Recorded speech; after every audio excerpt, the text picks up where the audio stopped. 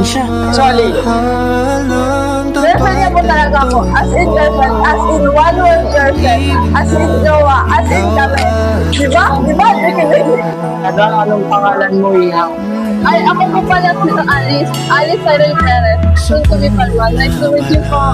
Kakatuwa tong batang to, no, Katrina. Hala, ang ganda-ganda niya talaga. Pasok muna tayo sa loob at magmerenda tayong lahat.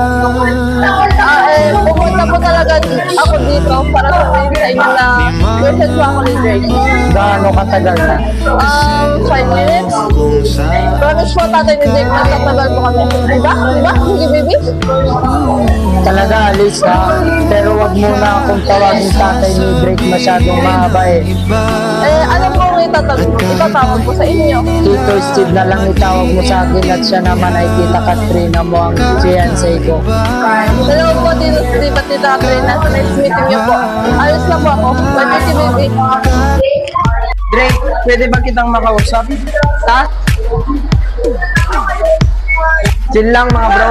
Kunti na lang, lalabas na ang mga ugat nyo. Ito na, alis na. Baka hinahanap na ako ni Eya Babe. What? Nakuha mo na yung assignment mo? Tigilan mo na si Alice. Seryoso ako. Tigilan mo na yung best friend ko. I don't want.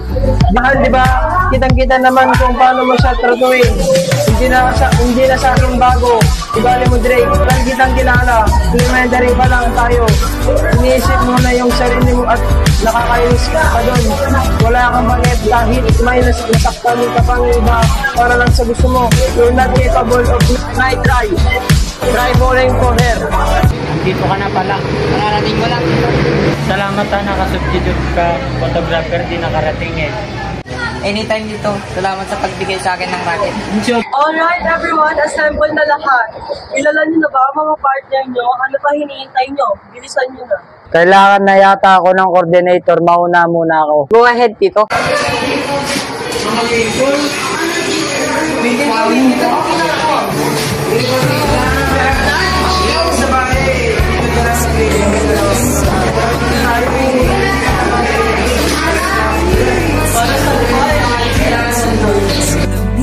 Sarap sa pakiramdam nung katabi ko ulit siya.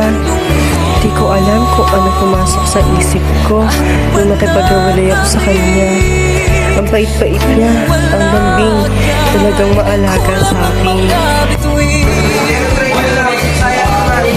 Shane, kaya na ba maging tutor ko?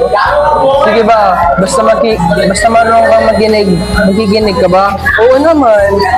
Aalis ka ba talaga, Kay? Oo, nakaplano na lahat eh. Aalis na ako after ng gabi. 2 weeks. 2 weeks, aalis ka na. And in 2 weeks, mag-graduate na tayo.